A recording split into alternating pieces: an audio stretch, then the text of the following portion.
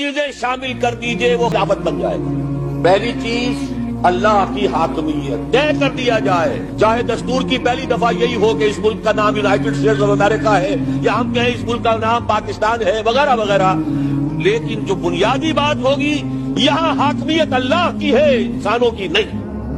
دوسری شرط، کسی بھی سطح پر کوئی قانون سازی کتاب و سنت کے منافی نہیں ہو۔ تیسری شرط، مخلوط قومیت کی نفی۔ اس ریاست کا مکمل شہری صرف مسلمان ہے۔ میں نے ڈیفینیشن میں کہا تھا اللہ کی حاکمیت کے تحت مسلمانوں کی حکومت۔ جو اللہ کو نہیں مانتا، رسول کو نہیں مانتا، وہ اللہ کا باغی ہے۔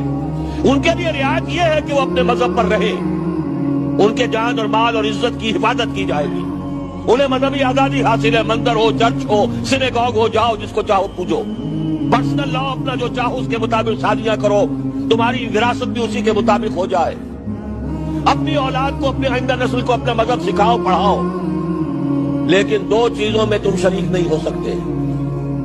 نمبر ایک، قانون ساز ادارے کے رکن نہیں بن سکتے، اس لیے کہ قانون سازی کا منبع قرآن و سنت ہے، تم نہ قرآن کو مانتے ہو نہ سنت کو مانتے ہو۔